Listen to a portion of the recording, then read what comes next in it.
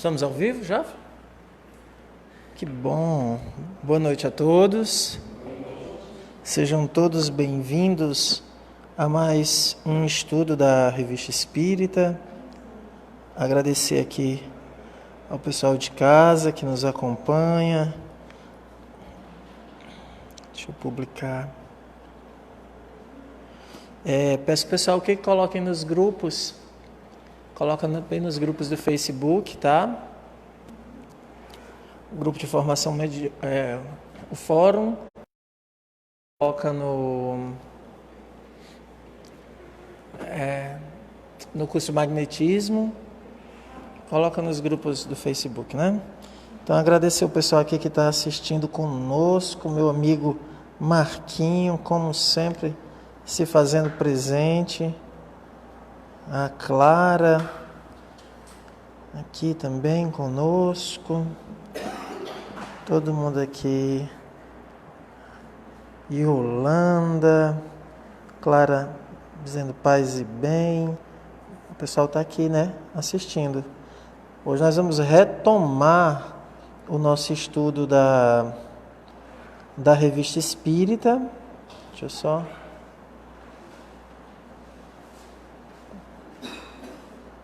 Aqui.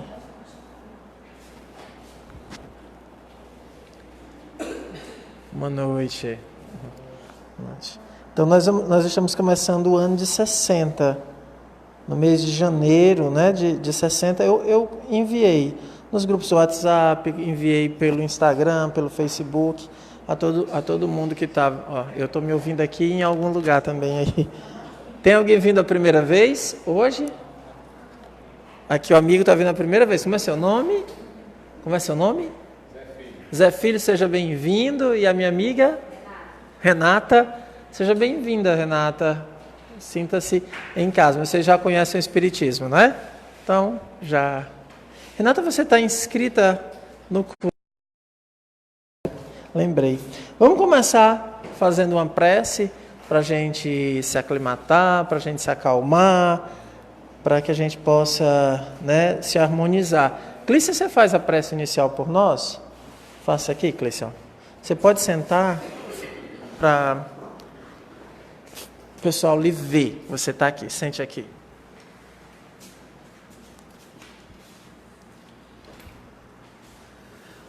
Boa noite, gente. Vamos serenar os nossos corações, as nossas mentes.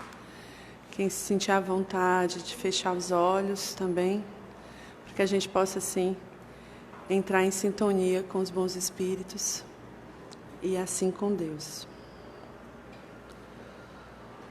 Pai de amor, bondade e justiça, eu te agradeço por este momento de estudo e de reflexões.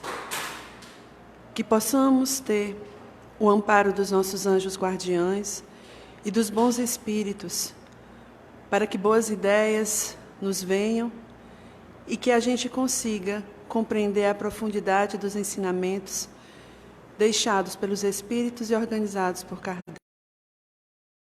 Bom Deus, eu te agradeço a minha existência e a existência de todos nós.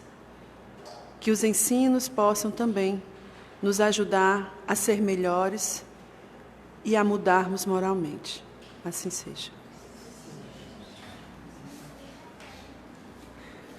Então vamos lá, né? Esse texto, aqui nós temos também várias pessoas que já estão inscritas para o curso de formação mediúnica. Às quartas-feiras é o nosso dia dedicado aos estudos. Nós estudamos a Revista Espírita. Estamos dando início hoje ao terceiro ano do estudo da Revista Espírita, né? Só fazendo um retrospectivo, esse texto foi lançado com 3 anos do seu lançamento, né, que é de abril de 57. Então, o Livro dos Espíritos estava com 3 anos, a Sociedade de Paris estava fundada em 58, a revista entrava para o seu terceiro ano, e o Kardec começa esse ano fazendo como o Espiritismo estava no ano de 1860. O nosso estudo ele vai ter esse caráter de fazer essa tanto essa questão histórica, de entender o Espiritismo em 1860, comparar com a nossa realidade, esse é o objetivo do Espiritismo em 2020, e 60 anos depois, né? Vamos fazer esse diálogo o tempo inteiro. E também vamos discutir as questões morais, éticas, né? Éticas que o Kardec propõe nesse texto. E também nesse aspecto daquilo que for para a formação mediúnica, que é importante. Aspirantes a médiuns que estejam aqui presentes, que estão inscritos nos cursos, precisam saber para poder adentrar quando o grupo for formado, tá bom? Então eu vou ler aqui o primeiro parágrafo e a gente vai lendo por parágrafo para poder a gente ter uma boa visão. Só o Moreira chegar. Seja bem-vindo, Moreira. Feliz Ano Novo. Então, o Espiritismo em 1860, é de janeiro de 1860. Diz Kardec: a Revista Espírita inicia o 3º ano e temos o prazer de dizer que o faz sob os mais favoráveis auspícios. Aproveitamos prazerosamente a ocasião para testemunhar aos leitores toda a nossa gratidão pelas provas de simpatia que diariamente recebemos. Só isto seria o encorajamento para nós, se não encontrássemos na natureza mesma e no objetivo de nossos trabalhos uma larga compensação moral à fadiga consequente. A multiplicidade desses trabalhos, aos quais nos consagramos inteiramente, é tal que nos é materialmente impossível responder a todas as cartas de felicitações que nos chegam. Força é dirigirmos-nos coletivamente aos seus autores, rogando-lhes aceitem os nossos agradecimentos. Essas cartas e as numerosas pessoas que nos honram, vindo conversar conosco sobre esses graves problemas, nos convencem mais e mais do progresso do Espiritismo verdadeiro, assim entendido o Espiritismo compreendido em todas as suas consequências morais. Sem ilusões quanto ao alcance do nosso trabalho, o pensamento de haver contribuído, lançando alguns grãos na balança, é para nós suave satisfação, porque esses poucos grãos terão servido para a reflexão. Desse primeiro parágrafo, sem a gente se estender muito, assim, né, fora do que o parágrafo propõe. Alguém que leu em casa ou que está lendo agora, alguém faz algum destaque, alguma observação chama mais atenção?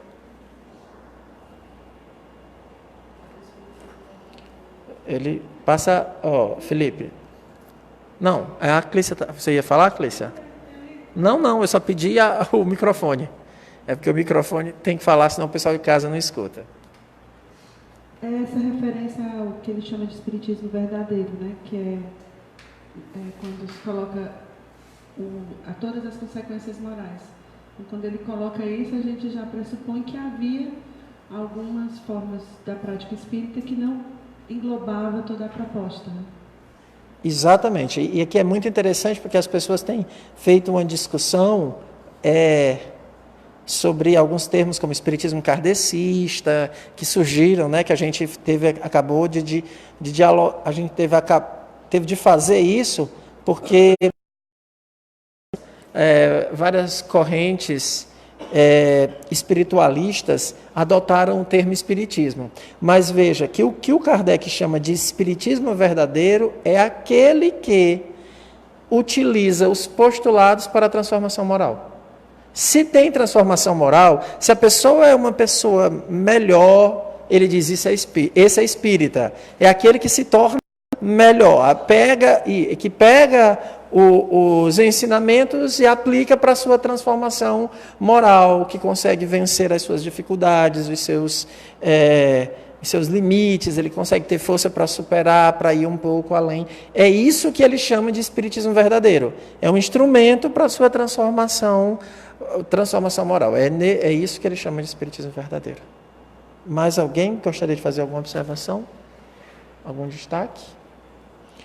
Então veja, eu tenho que fazer, né, levantar esses pontos para poder jogar algumas luzes em alguns aspectos que vocês às vezes deixam passar. Primeiro, a quantidade de trabalho do Kardec.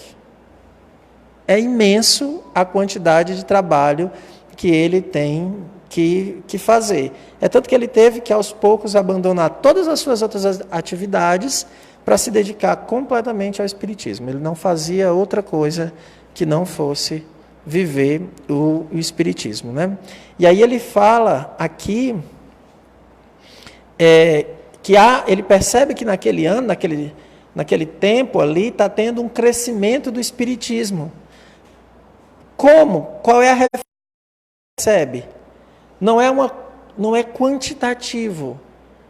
É muito mais pela quantidade do sentimento de gratidão que ele percebe, do bem que ele percebe que o Espiritismo vai promovendo, da paz, da calma que ele vai espalhando, das pessoas que vão se tornando melhores e escrevem para ele para agradecer. E aí ele diz, só isto já seria o encorajamento. Então, o que é que deve nos mover é o bem que a gente proporciona. Mas aí você vai ver que é muito interessante, que não é o bem que você necessariamente faz, que você tira do seu bolso, que você entrega. Isso deve ser feito também, mas é o bem que você proporciona. Veja, quando ele lança um livro, ele está proporcionando um bem àqueles que vão ler, vão refletir, vão buscar força. Ele não precisa visitar todas as pessoas, ele não precisa ir na casa de todas as pessoas, mas é o bem que você espalha, é o bem que você... Tem Eu sempre digo que quando a gente lê Kardec, ele não dá uma primazia ao grupo como a gente dá hoje. A gente dá uma força muito grande ao grupo. O grupo tem uma força, mas o papel do indivíduo é muito mais importante. Porque é no indivíduo que o coletivo se reúne, não é de fora, não é o coletivo que forma o indivíduo, é dos indivíduos que vão formando o coletivo. Então ele tem isso muito claro, né? Aí ele pede desculpa nesse primeiro parágrafo, porque ele já não consegue, em 60, responder todas as cartas. Ele já não está, é impossível para ele, então ele vai responder de forma coletiva, né? E todo mundo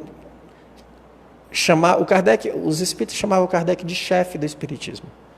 As pessoas, quando escutam isso, a gente não é acostumado a ouvir, quase dá um pulo. Mas o espiritismo não tem chefe, mas os espíritas se referiam a ele nesse sentido. Por quê? Porque ele realmente foi a cabeça pensante dessa coisa toda, dessa construção toda, foi ele. Ele era a cabeça pensante. As pessoas tinham que ir realmente dialogar com ele, né? Mas era um tipo de liderança muito rara, muito rara. Primeiro, ele não ia assim, tem que ser do meu jeito. Veja, ele diz assim, eu estou contribuindo com um grão. Eu estou fazendo a minha parte. Eu convido todos a fazerem. Mas enquanto vocês não estão fazendo a parte de vocês, não me peça para parar só porque vocês não estão fazendo. Então ele sempre disse, eu estou colocando um grão. Ele dizia, eu estou colocando um tijolo, eu estou fazendo uma parte. E convidava todo mundo a fazer. Só que as pessoas não faziam. Como continuamos sem fazer a nossa parte. Ele dizia que o Kardec, quando não tinha uma reunião dele, que ele coordenava, ele ia para a reunião das outras famílias. E ele fazia as perguntas. E todo mundo ficava ouvindo as perguntas que ele fazia. Quando ele não ia, ninguém sabia mais o que fazer. Porque como era ele que fazia as perguntas, ninguém sabia preparar a pergunta, ninguém sabia fazer. Por quê? Porque ele realmente é o espírito que encarna com uma missão. Aí a gente sabe quando o espírito encarna com missão. Mas ele diz, sem ilusão quanto ao alcance do nosso trabalho, não se acha maior nem melhor, não tem, mas ele faz.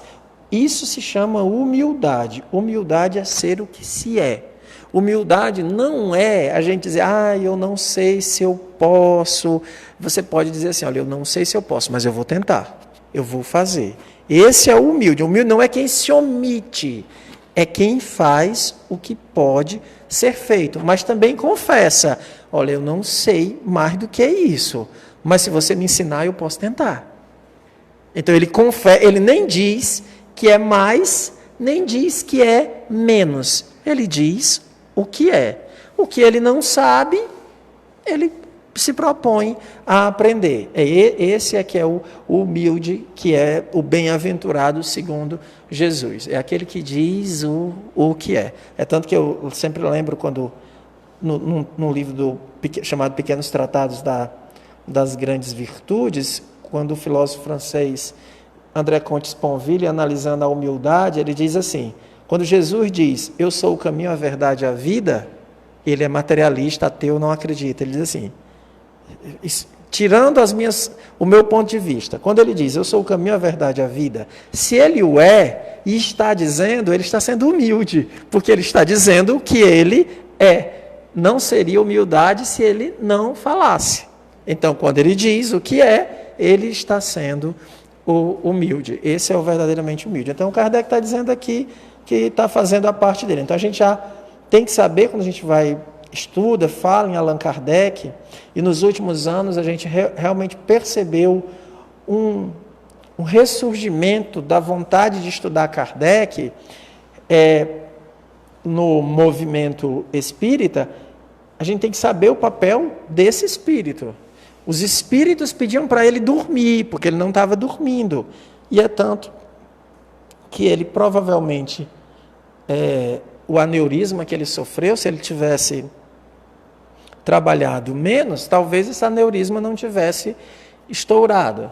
Mas ele sabia da missão dele. É tanto que ele disse, num discurso que nós já estudamos em 59, ele diz assim: para que eu complete o meu trabalho, eu preciso de 10 anos.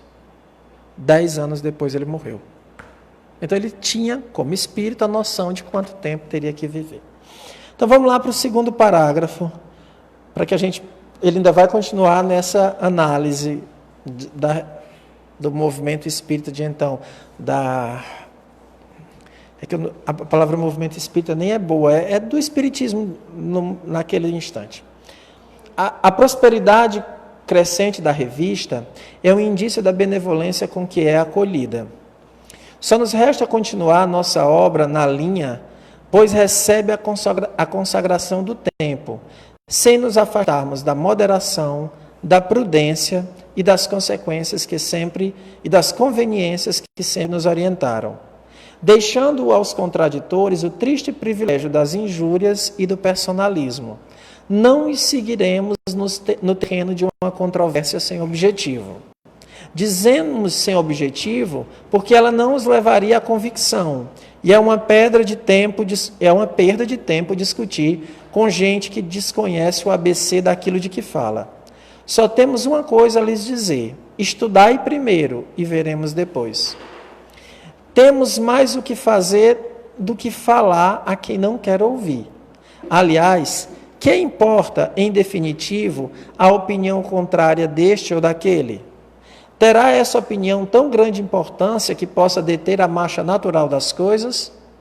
As maiores descobertas encontraram os mais rudes adversários, o que não as prejudicou. Deixamos, pois, a incredulidade zumbir em redor de nós, e nada nos desviará da rota que nos é traçada pela própria gravidade do assunto que nos ocupa. Destaque nesse segundo parágrafo? Alguém? É o início, né, do ano, aí está todo mundo ainda no clima de ano novo, meio 2019. Passou, hein, gente? É 2020 agora. Esqueçamos de 19. Microfone. Pessoal, eu sempre coloco a mão assim para o pessoal poder captar, tá? O pessoal pensa que eu já tenho a mão congelada. Boa noite a todos. Essa parte que ele... Aliás, o que importa é, em definitivo, a opinião contrária deste ou daquele. Ou seja, Kardec caminhava com a consciência tranquila do dever cumprido que ele estava buscando fazer, né? Quer dizer, não se importa com a opinião de quem falava o contrário, de quem detratava, de quem criava diatribes, como ele diz, confusões, né? Ou seja, carregue consciência tranquila e deixa para nós esse exemplo, enquanto espíritas, para que a gente também faça o mesmo, estude e não se preocupe com as opiniões contrárias. Muito bem. Tem mais alguém? Tem uma frase aqui, uma pontuação aqui dizendo assim: não temos senão uma coisa a dizer, estudai primeiro e nos veremos em seguida. Eu acho assim, quando ele fala isso aí, é interessante que o Espiritismo ele veio sendo perseguido, não sei se a palavra correta seria essa, porque as pessoas não conhecem, julgam, e aí quando ele fala que estudar primeiro, é justamente isso, que esclarece que as pessoas elas têm que, primeiro, antes de julgar o Espiritismo, como julgam por ainda até hoje, infelizmente, julgam, estudar primeiro, depois aí procura a gente saber e começa a dialogar, porque eu já cheguei a dialogar com pessoas, tive que parar devido a isso aí, que a pessoa não tem conhecimento do que está falando. É isso. Mais, ok, Clícia. Em relação a essa parte de estudar, a gente não pode perder de vista que o Espiritismo se apresenta como uma ciência. E aí, quando você fica na crítica do senso comum, em cima de injúrias, você não está fazendo ciência. E o que o Kardec vai chamar a atenção é para isso. Olha, estuda, e aí a partir disso a gente debate. Né? É tanto que ele leva a sério algumas críticas. As críticas que chegam a ele sérias, fundadas, ele vai respondê-las. Ele não perde o tempo dele com, vamos dizer assim, com bate-boca. Né? Mais alguém quer comentar? Bem, aqui na primeira parágrafo ele vai dizer que a prosperidade crescente da revista. Eu vou já pontuar isso que vocês falaram, tá, gente?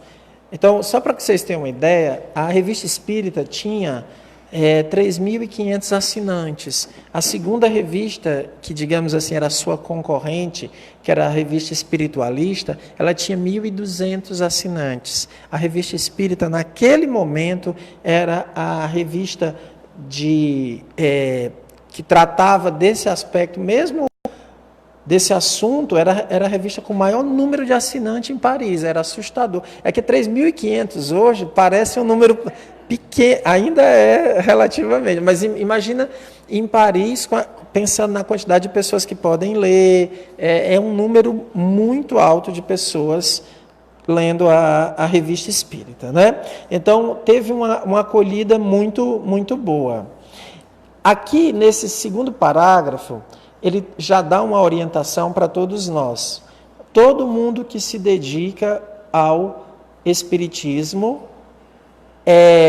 seja sendo o chamado trabalhador de um grupo espírita, seja aquele que estuda, aquele que quer praticar as consequências do Espiritismo na sua vida. Algumas palavras ele diz aqui, sem nos afastarmos, primeiro, moderação, prudência e conveniência, que sempre nos orientaram. Veja, isso aqui é do próprio Kardec, é dele, ele sempre teve. O que nós percebemos hoje é que nós não somos moderados, que a gente vê, o Kardec vai dizer que o pior tipo de espírita, pior não enquanto ser humano, mas o pior para a causa espírita, era o espírita empolgado, exaltado, que é aquele que já quer mudar o mundo, já quer fazer muitas transformações. Então, primeiro, haja sempre com moderação, prudência. Então, dá para fazer isso mesmo, é o momento certo, tem que saber esperar, porque tem hora para plantar, tem hora para colher, tudo acontece em determinado tempo. E nunca fugir das conveniências. O que é a conveniência? Ele vai usar em outros termos assim, sempre da urbanidade, que for mal educada, não discuta. Não discuta com mal educado. Não discuta. Lembra aquele texto que a gente estudou da irmã Rosália, quando ela diz que a maior caridade é calar quando o ignorante fala? Não, se ele está querendo brigar, levanta a voz, o que é que você faz? Cala. É a maior caridade que você pode fazer com essa pessoa, com você mesmo. Porque se ele está nessa postura, não adianta a conversa. Não adianta. E aqui ele vai dizer, deixando aos contraditores o triste privilégio das injúrias e do personalismo. Não vamos cair nessa questão de debate. Eu vejo as pessoas perdendo tempo debatendo o espiritismo com outras pessoas que não acreditam, que querem denegrir, né? Opa, não pode falar, né? Essa palavra não é boa, né? Não, que querem diminuir a doutrina, que querem, que não têm objetivo de aprender, que levam na brincadeira. Pronto. Outra coisa que é importante, a gente vai reconhecer o espírita quando você passa um texto e ele lê. Você diz assim, leia aqui, porque tem muitas pessoas que querem, assim, me conta como é. Me diz aí, lê para mim, faz um resumo, dá uma síntese. Eu lembro disso, eu estava em sala de aula e o menino ia fazer uma prova. E aí ele saiu e ele queria uma dica. Ele disse assim, professor, eu estou indo fazer a prova agora. O senhor podia aí me resumir assim, rapidamente a Revolução Francesa?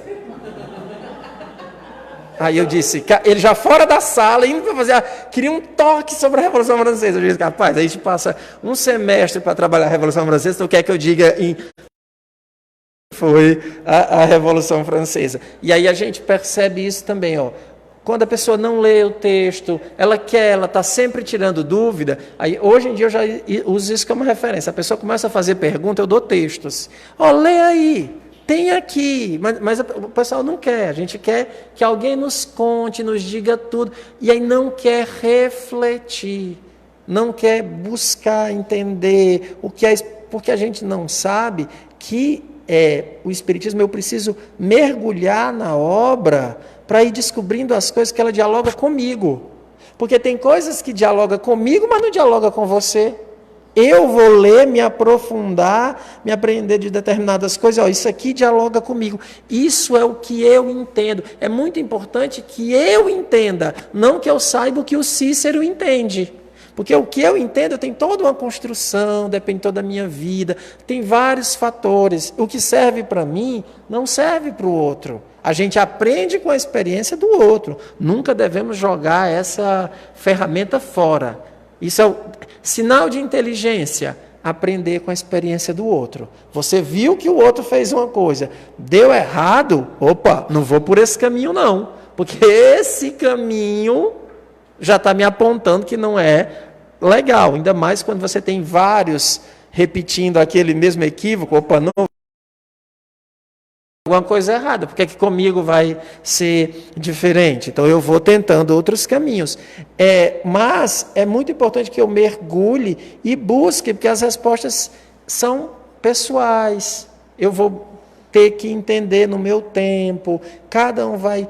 Uma leitura que você fez hoje, daqui a um ano ela já vai te dar outras respostas, principalmente porque como ele toca nessa questão da moral, da questão da ética, e os nossos olhos estão cobertos por uma capa do orgulho, quando a gente vai trabalhando o orgulho, aí tirou uma capa, aí você já lê diferente. Aí no outro ano, você tirou mais um pouco desse véu do orgulho, você já vê coisas novas. Então você oferece texto às pessoas, você diz, lê isso, tem aqui. Mas a gente quer explicar para as pessoas o Espiritismo. A gente quer dizer para elas, é assim, é assim, é assim.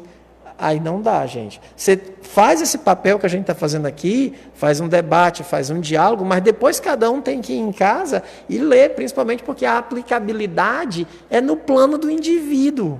Você aplica essas questões aqui, moderação, prudência, é em casa, não é aqui.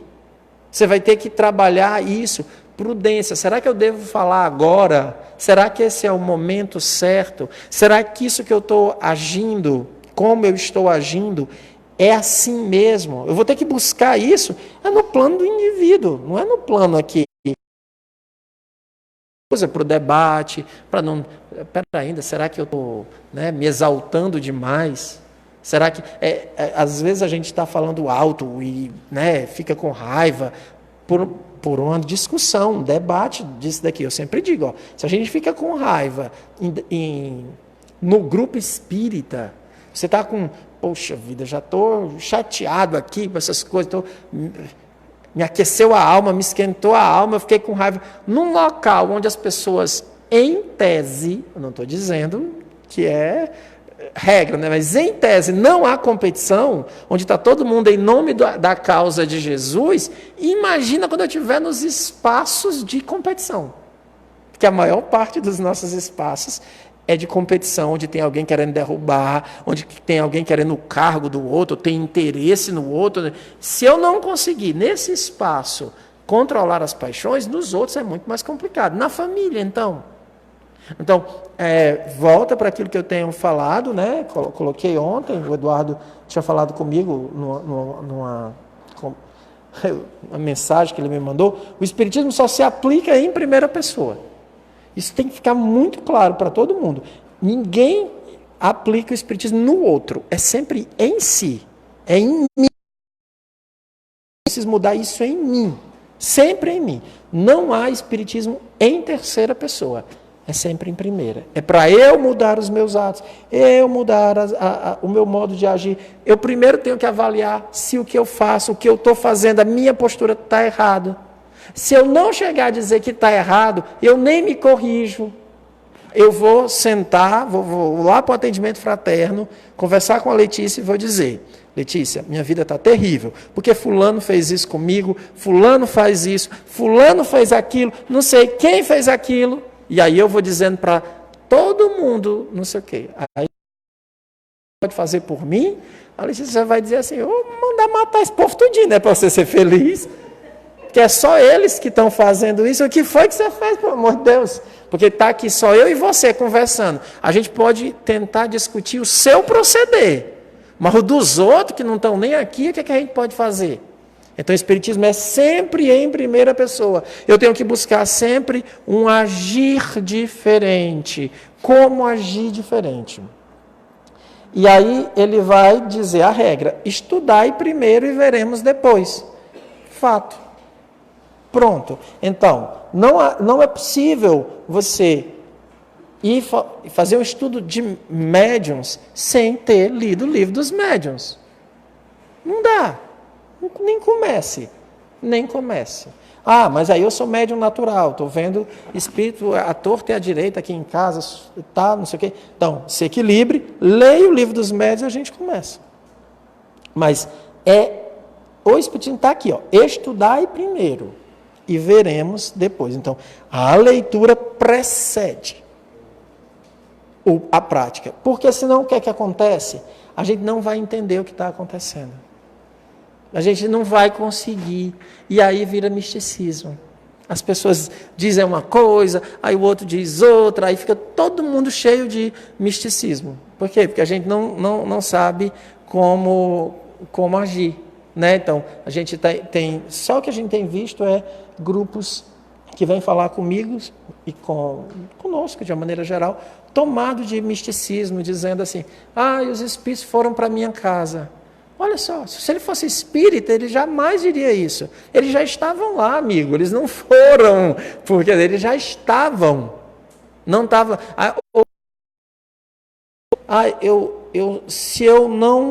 Eu tenho que trabalhar para poder equilibrar a minha mediunidade. Então eu tenho que ir para a reunião mediúnica. Isso é misticismo. Você tem que se harmonizar para harmonizar a sua faculdade. Trabalhar o seu íntimo, não é trabalhar na mesa. Trabalhar aqui, como o pessoal gosta de chamar, que é trabalhar e ir para a mesa. Muitas pessoas acreditam que é assim, eu tenho que ir para participar da reunião mediúnica para me equilibrar. Então, quem equilibra ela ser médium. Isso é um desequilíbrio.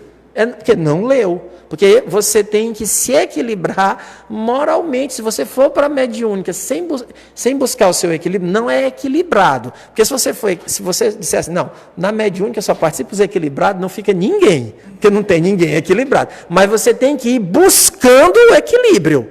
Querendo se equilibrar. Desejando se melhorar. Aí você tem controle. Se você não faz isso, você vai ser controlado, dominado, fascinado pelos maus espíritos. Então há uma inversão da coisa. Isso é misticismo. Por quê? Porque não estudamos. Não estudamos. Aí antigamente era assim, a pessoa chegava toda com problemas. É uma mediunidade natural, que é aquela que surgiu fora de um grupo de estudos. Né? Aí a pessoa, não, essa pessoa tem que trabalhar, tem que ir para a mesa. Botava a pessoa na mesa, nunca mais ela saía, ficava desequilibrada o resto da vida todinha na mesa. Nunca alcançava o equilíbrio. Agora você vê outras pessoas que estavam lá na mesma mesa chamada, mas tinham um proceder, isso era muito interessante, que os espíritas da antiguidade, né? Os espíritas do século passado, do milênio passado, ali todos ali antes dos anos 80, aquele pessoal que só vinha para o centro de branco, né? O pessoal que vinha de branco para o centro espírita, eles tinham uma vontade, eles conheciam muito pouco, a grande maioria, né? Lógico, não falo das que tinha sempre pessoas estudando, mas tinha de uma maneira geral, o conhecimento era muito pequeno. Liam o Evangelho porque era a regra. Tinha que ler sempre o Evangelho, abrir as sessões com lendo o Evangelho. Mas eles tinham uma fé. É que era uma coisa impressionante. Então eles liam aquelas poucas coisas e viviam aquelas poucas coisas. E é por isso que eles se equilibravam. Porque eles viviam. Por mais que aprendesse muito pouco, mas o que aprendia, eles... Tá, então vamos fazer. Então, os espíritas sempre ficaram notórios, por quê? Pela prática da caridade.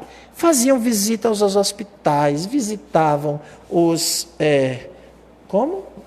presídios. Presídios eu não tenho muita certeza, mas leprosários sempre, né? Hospitais, a Santa Casa, né? Mas o pessoal fazia aquela visita na Santa Casa e fazia ações individuais. Sempre tiveram essa questão da caridade, era muito clara, que precisava ser feita. Então, e eram muito, de um ponto de vista do conhecimento, muito pouco. Eles pegavam aquele conhecimento que tinham, alguém dizia alguma coisa para eles, e pronto. Por isso que você vai dizer assim, como é que eles conseguiam fazer tantas curas? Porque eles tinham muita fé. Eles tinham uma convicção. E isso é muito importante. É mais importante até do que às vezes você ter muito conhecimento e pouca fé. Então você tem que pegar o que você tiver e pratique, viva.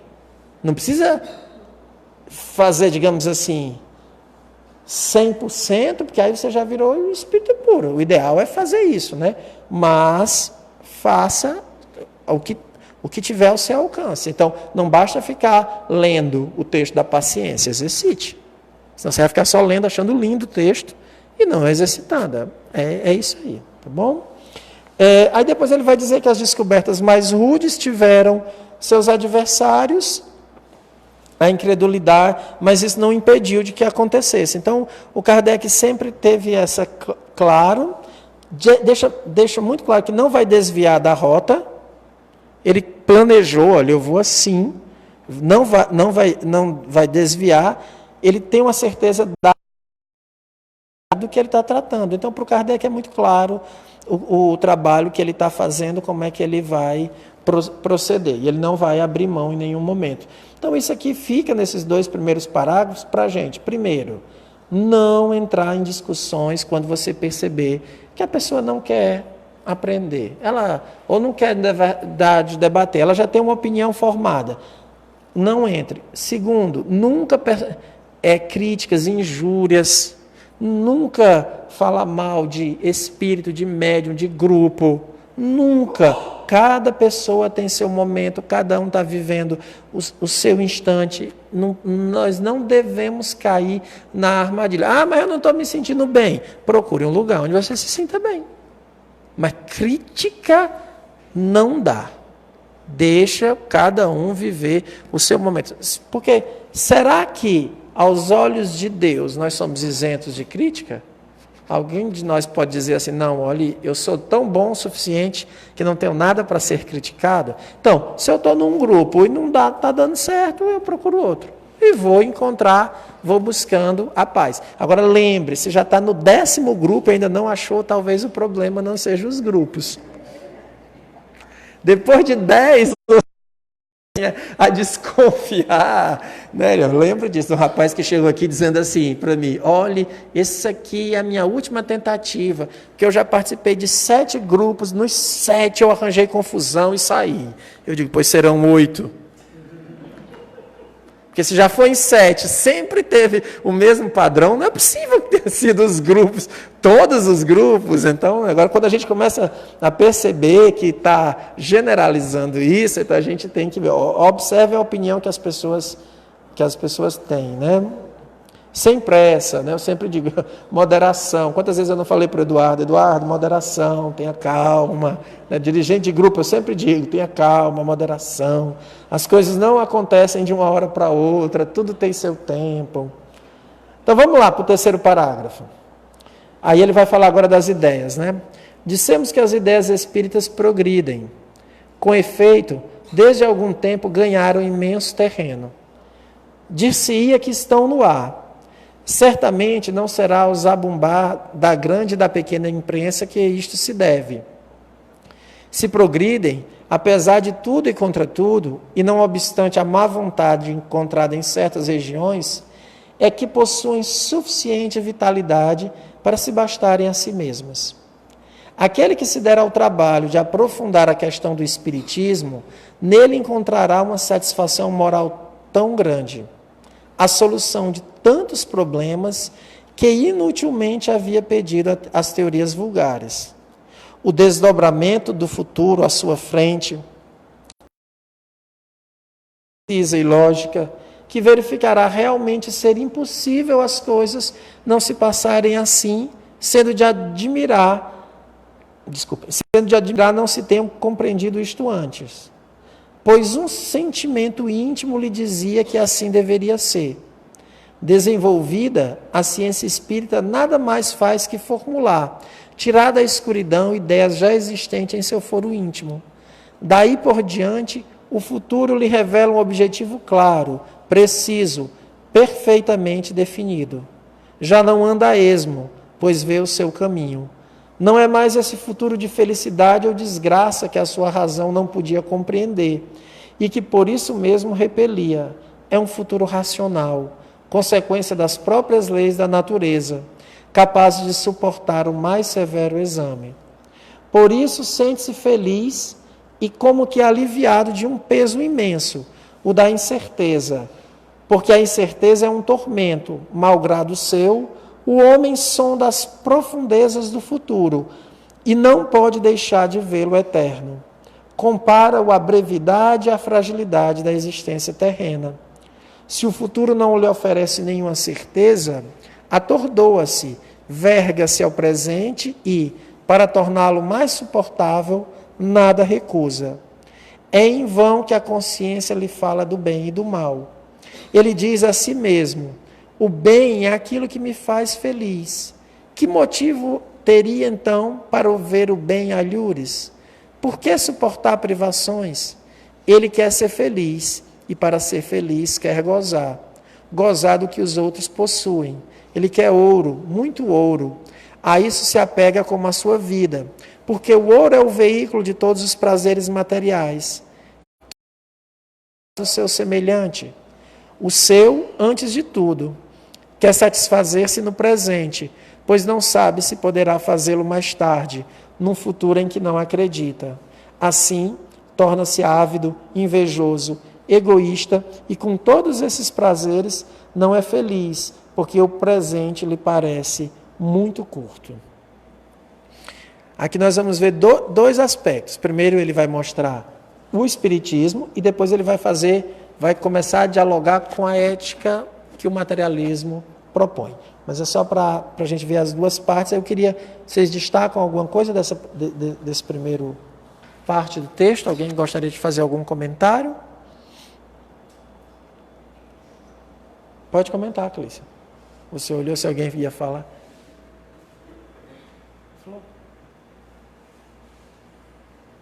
Tem uma coisa que me chama a atenção, né, quando ele vai falar sobre essa relação do futuro e do presente. É uma referência à vida futura. E aí, quando o Espiritismo começa a trabalhar de maneira racional com os fenômenos espíritas, né, enfim, começa a ter a convicção da imortalidade da alma, que é algo que continua para além desse momento, acontece assim, você começa a pensar nesse futuro, nessa vida futura, e parece assim, como consequência, você começa a melhorar o seu presente. Que aí você vai começar a trabalhar o egoísmo, como ele diz aí no final, né? Porque ele vai falar assim, para quem está preso nos prazeres materiais. Isso. E aí, quem se afasta desse prazer material, quem começa a observar a vida futura, começa a trabalhar para se livrar do egoísmo, né, da inveja. Ou seja, me fez lembrar, quando eu li isso aqui, quando Jesus disse que o reino dos céus é aqui na Terra também, que a gente precisa construí-lo aqui também. Né? Quando a gente acredita que há algo além desse momento, isso volta também para cá. Muito bem, é isso mesmo. Alguém algum comentário? Eduardo? Uma coisa que ele fala importante aqui a respeito do progresso do espiritismo, né? Dissemos que as ideias espíritas progridem, com efeito, desde algum tempo ganharam um imenso terreno. Então, para que a gente possa fazer essa reflexão também do progresso que o espiritismo tem, mas dentro das bases dele, né?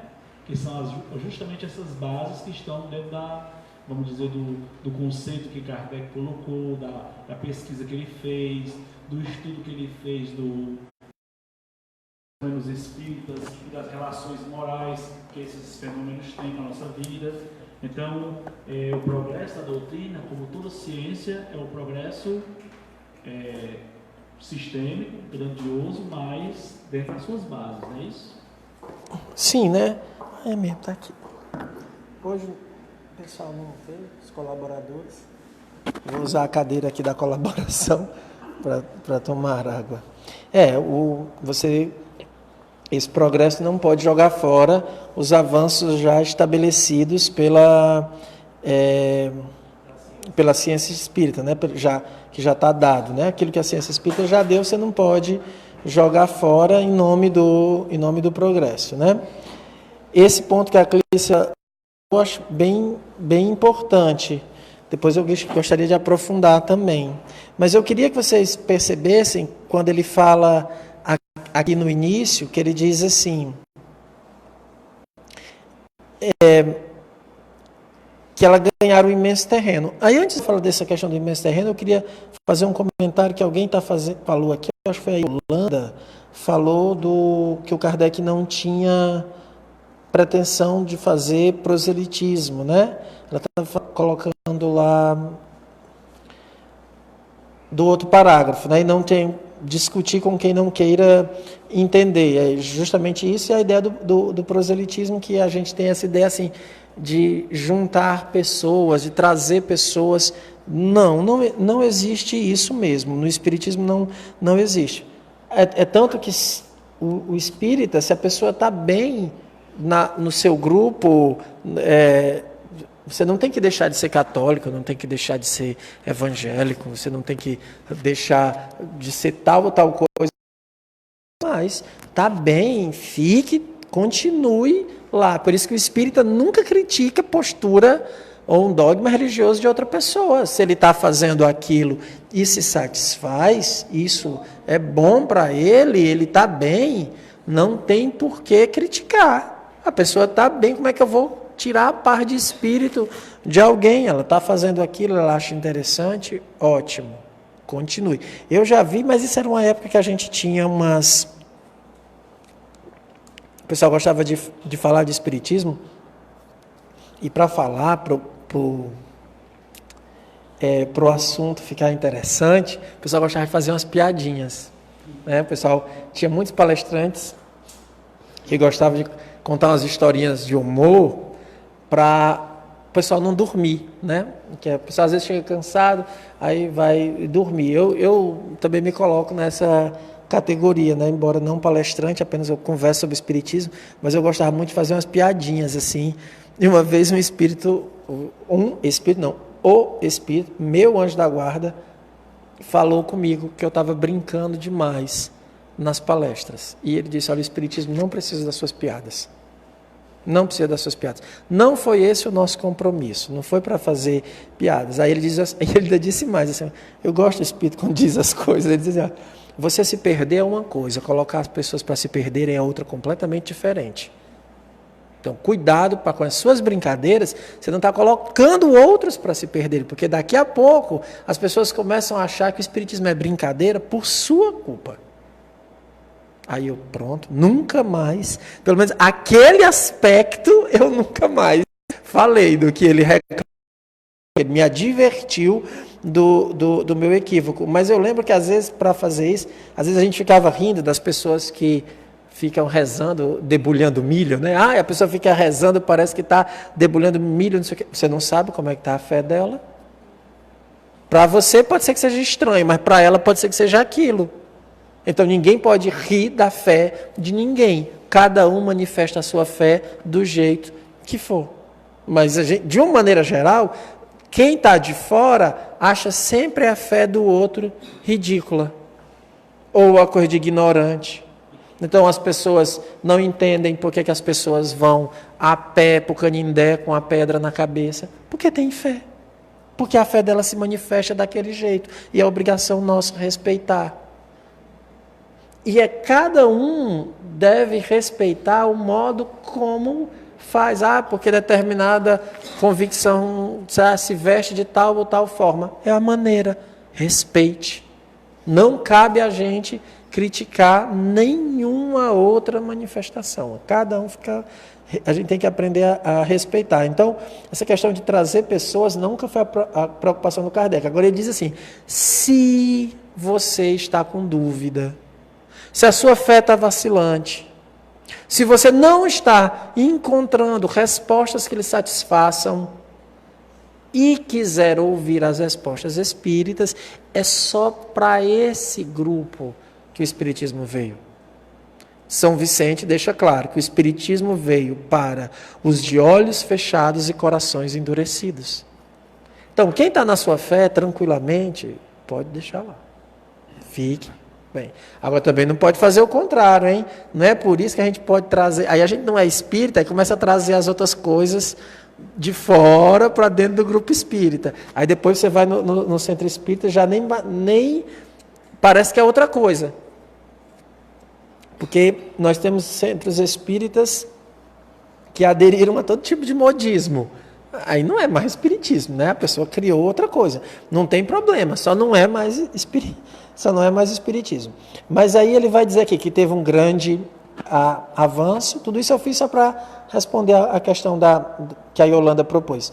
Depois ele diz assim, que eu acho muito importante quando ele diz assim, da satisfação. Está aqui, ó.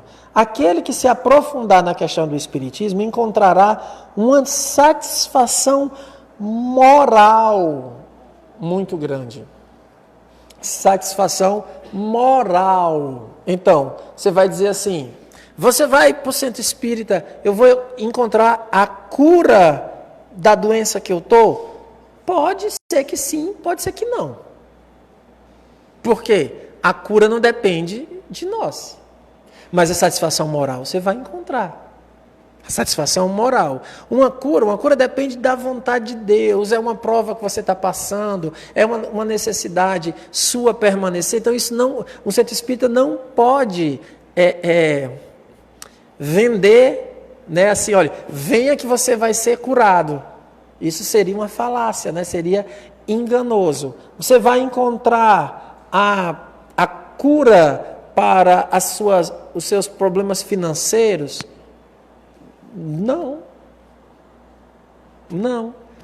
A pessoa pensa assim, eu vou conseguir arranjar um emprego, eu vou conseguir melhorar. Não, não vai. Você vai encontrar satisfação moral. A satisfação moral vai lhe dar força para enfrentar as doenças, as questões da família, o desemprego, todos os problemas que o mundo oferece. Primeiro eu tenho que encontrar a satisfação moral. Isso o Espiritismo propõe, uma satisfação moral. Quando a gente vai buscar outra coisa, a gente se decepciona. E aí vai trocando de centro espírita, porque acha que o centro espírita é fraco, porque não deu aquilo que eu queria.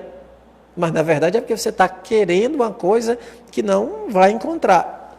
Eu não sei. Eu vi, ela é verdadeira, porque, gente, a internet tem tanta coisa que a gente nunca sabe se é verdadeira ou não, porque lá está assinado como se fosse do Einstein, né? Eu não sei, eu gostei tanto da frase, mas para mim ela é irrelevante a assinatura. É o tipo de como o Kardec diz, quando o teor é muito bom, a assinatura é irrelevante. Era tipo uma chargezinha que dizia assim, que se você ficar falando para um peixe que ele é incapaz de escalar uma montanha, ele vai se sentir péssimo.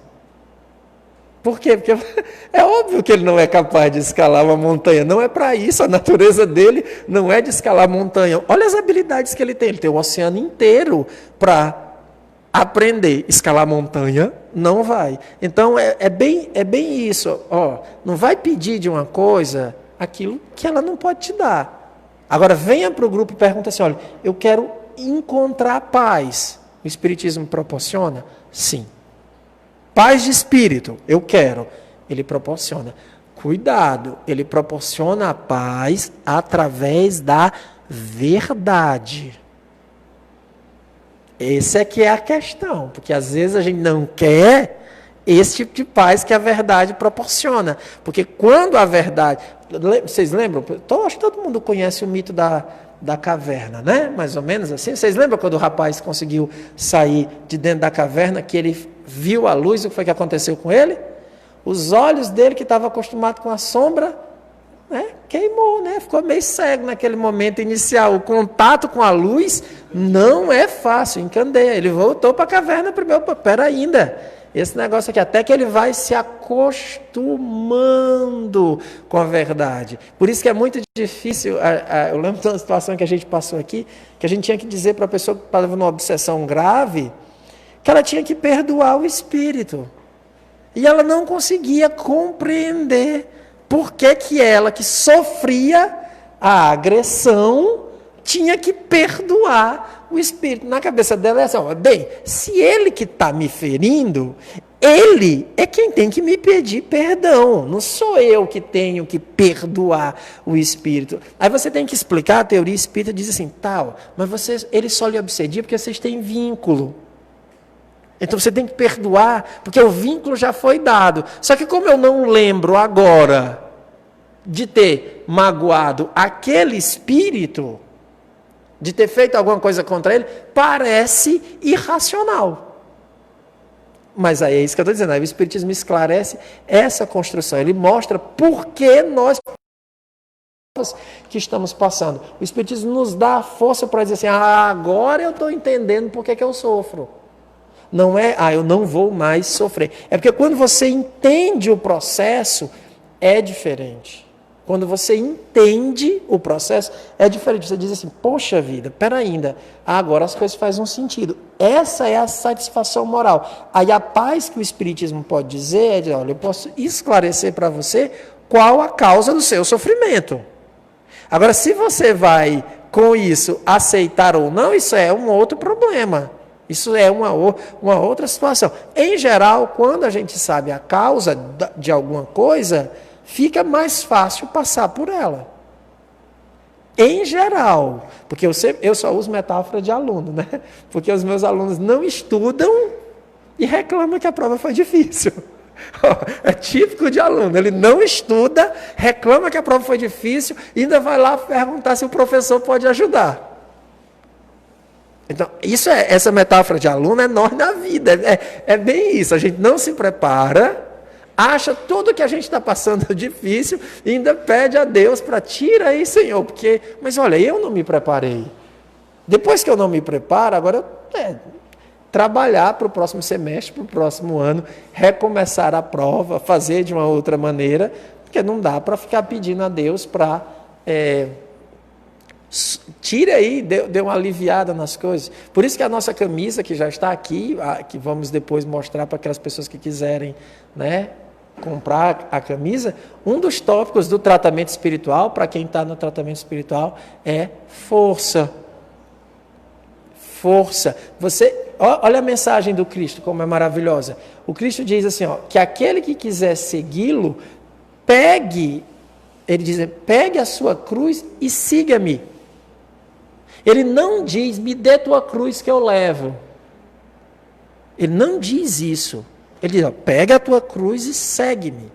Isso é maravilhoso. Por quê? Porque nós vamos continuar com as nossas dificuldades. Agora, você tem assim, você tem um caminho que propõe o amor, o perdão.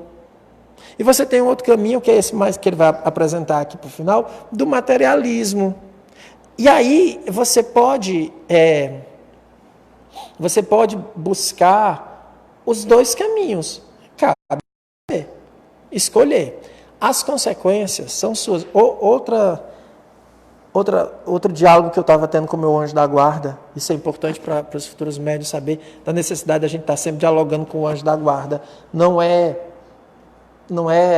psicografias, né? Eu digo, eu estava conversando com o meu anjo da guarda, não é que eu parei tudo e comecei a psicografar. Não, fazendo as coisas do dia a dia, eu vou conversando com o meu anjo da guarda ali enquanto eu falo, né? E eu até brinco, né, que o meu anjo da guarda é fitness, porque ele fala mais comigo na hora da academia, de manhã, quando eu vou para a academia. Fico conversando com o anjo da guarda. Todas as pessoas da academia acham que eu sou louco, porque eu fico lá conversando com o anjo da guarda, o anjo da guarda fitness. E de manhã cedo, 5h30 para a academia, e eu fico conversando com o meu anjo da guarda e ele falou uma coisa interessante. Ele disse assim, o problema não é a felicidade, porque o materialismo também propõe a felicidade. Aqui no final ele está propondo a felicidade. O problema é a dor, porque o materialismo não tem resposta para a dor. Ele não tem resposta para a dor. Para a felicidade ele tem. Ele tem claramente, aproveite a vida, viva, se divirta, né, ganhe coisa, compre. O materialismo, ele tem boas respostas para a vida? Tem. O problema é a dor. Isso ele não dá uma resposta para a dor. E o Espiritismo dá resposta para a dor. Porque aí ele está dizendo, o Kardec vê aqui no final, quando ele começa a dialogar como é a vida.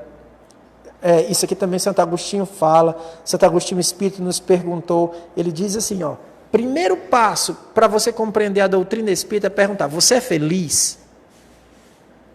Se você disser, tá, eu sou feliz, já está tudo ok, não adianta nem começar a ler o processo. Por quê? Porque se você está feliz, não tem o que corrigir. Por isso que muita gente só adentra o espiritismo para abordar a dor. Então a gente vai lá, eu tenho que corrigir algo. Assim, a pergunta é, o bem é aquilo que me faz feliz.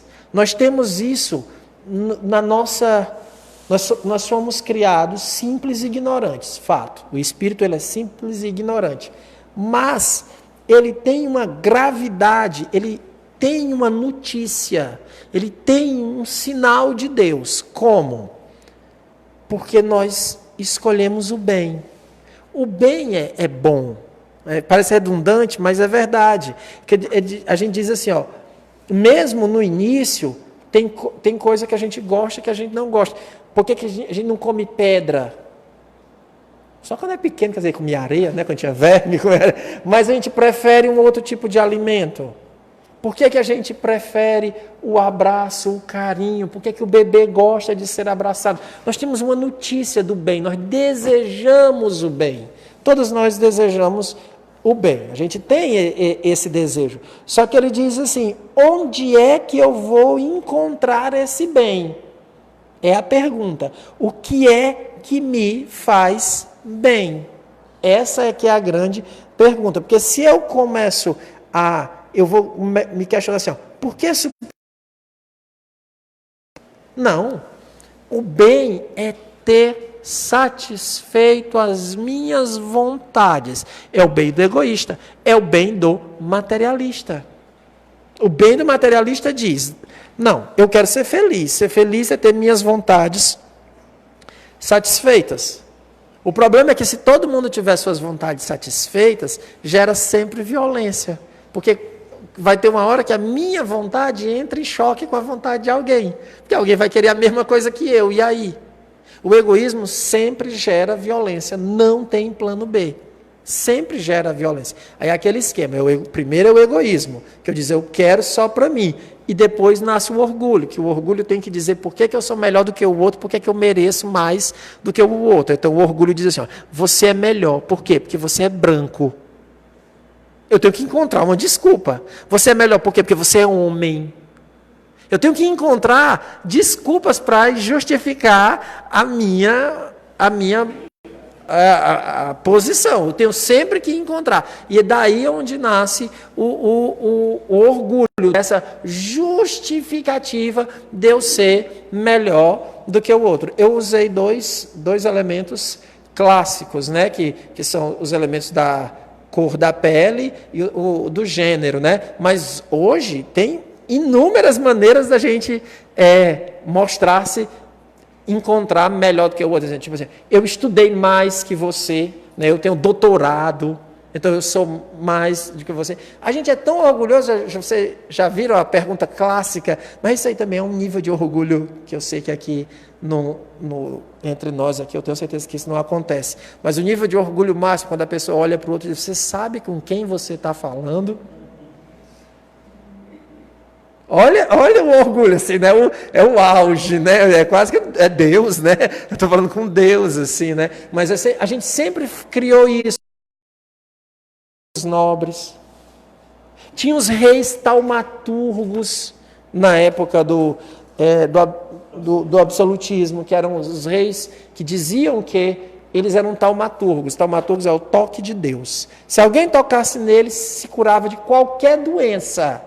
Só que eles eram andados, cercados por uma guarda para que ninguém tocasse neles. E assim eles passavam a vida sendo taumaturgos, só que nunca ninguém testou, né? Nunca ninguém tocou neles para saber se curavam ou não. Então tinha uma boa estratégia aí, né, de marketing em torno deles. Então tudo isso é para você dizer aqui, ó, eu sou melhor. E o outro, a gente inferioriza. Inferioriza. Para quê? Para garantir que ele está lá e o meu privilégio está aqui. Então, você não sabe muito. É a postura de, olha, eu vou lhe ensinar agora. Como assim? Peraí, ainda. Não é só ensinar. Quem verdadeiramente ensina é aquele que de repente aprende. Né? Que está pronto sempre para aprender. Então, a gente tem que estar sempre nessa mão dupla, aprendendo e ensinando, aprendendo e ensinando. Não dá para a gente imaginar que é espírito puro que veio só para ensinar. É aprendendo e ensinando, aprendendo e ensinando. A vida vai fazer com que a gente aprenda. Porque a vida ela é maravilhosa, ela nos derruba nas nossas expectativas. Ela derruba o orgulho, tá? Não é nos derruba assim, enquanto ser, não. Imagina, Deus não ia... Não, Deus estaria dando a rasteira em nós. É que quando o nosso orgulho cresce muito, e a gente se afasta muito de Deus, se afasta, aí vai viver sua vida, a vida te derruba. Pá. E aí você vai ter que fazer como Santo Agostinho dizia assim, Senhor, quando eu tive doente, era Tu me chamando.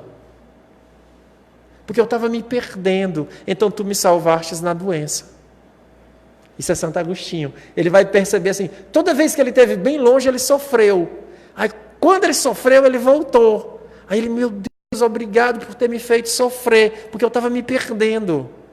Eu estou voltando agora. Essa é a vida. Só que a gente sempre pensa que o que está acontecendo com a gente é o pior, mas não, é o melhor. É o melhor para esse momento. Esse é o que a gente precisa. É o que a gente precisa hoje, é o que a gente está vivendo. Porque se não for assim, agora veja, isso é tudo dentro da ética espírita. Se não for assim, há uma injustiça. Deus não é bom e justo. Por quê? Porque Ele nos deu alguma coisa que nós não merecemos ou não precisamos. Aí você tem que jogar a ética fora, né? Você diz, então Deus não existe, nada existe, aí cai no materialismo de novo, que é o que ele está dizendo aqui. Lá para o final. Então eu vou para a posse do ouro, vou ter as coisas. O que é que eu vou valorizar? A satisfação do presente. Mas e por que que isso não pode ser assim? Vamos perguntar filosoficamente, mas por que que eu não posso acumular dinheiro, satisfações materiais? Por que que não pode ser? Isso não pode ser o caminho. Por que que o caminho tem que ser esse outro? O problema é que você não consegue manter esse caminho. Você não consegue. Você nunca vai ter tanto dinheiro, tanta felicidade que permaneça. Porque se você disser que a sua felicidade for material, tudo que é matéria se dissolve. Tudo que é matéria vai se acabando, é da natureza da matéria a corrupção, se corromper, se desfazer. Então, é a minha beleza que é o importante para a felicidade. Passa, porque ela vai passar, a matéria vai se modificar. É a força física, é a saúde, vai cair, porque todo mundo adoece e em determinado momento todo mundo fica fraco, os ossos vão, fraquejando. Todo o dinheiro não vai te dar a felicidade depois. Não é as questões materiais. É uma pena que a gente demora para perceber isso. Normalmente a gente só percebe depois de ter passado anos se esforçando para conquistas materiais e percebendo assim, eu consegui, mas não estou feliz. Eu consegui, mas está faltando alguma coisa. Porque às vezes, em função das conquistas materiais, eu perco a paz de espírito. Então, eu me dedico tanto a essa coisa como um todo, que às vezes eu paro de aproveitar as coisas mais simples da vida. Conversar, ter uma conversa com o pai, uma conversa com a mãe, olhar nos olhos dos filhos, ver os filhos crescer, conversar com os amigos. Mas está lá, eu desesperado, eu tenho que correr, tenho que ir para lá, não sei o quê. Não, quando eu me aposentar, esse negócio de me aposentar nem vale mais, porque ninguém mais se aposenta, né? Acabou-se isso. Então, não pode nem ficar mais imaginando quando eu me aposentar. Não tem mais isso, não tem. Então, a gente precisa valorizar as coisas mais simples. Até porque a gente não sabe, como ele está dizendo, quem sabe se a gente vai morrer amanhã? Quem sabe? Não, mas é que a gente ainda faz uma ideia assim, não, mas eu vou viver 80, 90 anos. Quem foi que disse, criatura? Tu pode morrer amanhã. Vive hoje, aproveita, no sentido ético da palavra, conversa com as pessoas. Seja útil, né? Dê exemplos, sabe? Eduque o seu filho, faça a diferença. Agora não fique imaginando para depois, não, é agora, a gente só tem que a gente tem que pensar na vida futura vivendo o presente. Então, ele vai dizer isso aí, que enquanto o materialismo torna o homem invejoso e egoísta, e não consegue ser feliz, porque você não consegue, eu lembro, tem a análise da síndrome do Dom Juan, né? Que o Dom Juan em vida conquistou, ele assinalou que conquistou mais de 2.500 mulheres. E ele nunca foi feliz com nenhuma. Porque, na verdade, ele precisava sempre da próxima, e da próxima, e da próxima. Ele não tinha o aprendizado daquela relação. Aí você vai vendo que também tem eu acho que é Kierkegaard, não me lembro o nome que fala do pêndulo, pessoal, lembra é um filósofo pessimista da modernidade, Heidegger, que fala, né, que a gente é um pêndulo que vive entre a satisfação e o tédio, desejo e tédio. Aí você quer uma coisa, quer, aí depois que tem, aí se aborrece. Aí precisa ter outra coisa. Aí depois que tem, precisa de outro, e outro, fica sempre assim, entre esse desejo e o tédio, preciso de uma coisa, tenho, e fica enjoado, agora preciso de outra coisa, e a gente nunca encontra essa satisfação que advém das coisas mais simples, da moderação, que a gente aprende com a moderação, com a prudência, com as virtudes, com compreender o tempo, compreender que tudo tem seu tempo, tudo tem o seu momento. Aí a gente vai combatendo a ansiedade, típico da modernidade, né? Ansiedade, todo mundo ansioso, que a gente quer as coisas agora, transformar tudo agora. Ninguém sabe mais lidar com dor. Ninguém pode mais ter uma dor, meu Deus do céu, parece assim que quem tem dor é a pior. Ninguém pode mais ter um dia triste. Ninguém tem mais espaço para sonho, ninguém mais sonha. Sonhos mesmo, não tem mais sonhos. Então veja, a gente essa modernidade onde o império do egoísmo venceu, por enquanto, o materialismo venceu, trouxe isso. Mas como o materialismo não consegue alegria, eu tenho certeza que nós estamos começando uma nova jornada e eu sinto que as pessoas estão em busca de espiritualidade. Eu espero que os grupos espíritas estejam prontos para fazer esse diálogo, né? Que a gente possa estar aberto para todo esse pessoal, principalmente os jovens. A Letícia estava falando que está bem preocupada, né, Letícia? Porque os atendimentos de jovens é espantoso. É espantoso os jovens tomados por ideias do vazio, com medo de viver. É uma coisa que assusta, né? Não assusta porque a gente sabe que tudo tem um objetivo. Mas nós continuamos na próxima semana, tá, gente? A gente vai ter mais um estudo sobre esse texto, depois nós vamos fazer uma pausa, porque na terceira semana será o aniversário da casa. Aí a gente vai fazer uma semana especial e o estudo da Revista Espírita é isso. Quem tiver dúvidas, vai fazendo as perguntas, me envia. Não tenho assim a dedicação do Kardec, mas tem muita pergunta que o pessoal faz, às vezes não dá tempo de responder tudo, mas na medida do possível eu vou tentando aí responder quando der. Agradeço a participação de todo mundo que está aqui assistindo, todo mundo que fez os comentários, a maioria foram comentários. Que bom que começamos o ano aqui, todos nós aqui, com esse desejo de estudar junto. Vamos fazer uma prece final, a nossa prece final de agradecimento. Aqueles que desejarem, podem fechar os olhos. Deus de amor e bondade, Senhor da vida, nós te agradecemos, Pai, pela oportunidade de estarmos aqui reunidos em Teu nome. Rogamos aos bons espíritos que nesse instante envolva cada um de nós em bênçãos e luzes, que possamos nos sentir envolvidos por estes seres que nos amam e através deles pedimos a Deus, Pai, dai-nos forças para suportarmos as situações que vivemos com coragem, sem maldizer e aprendendo com as provas que a vida nos oferece.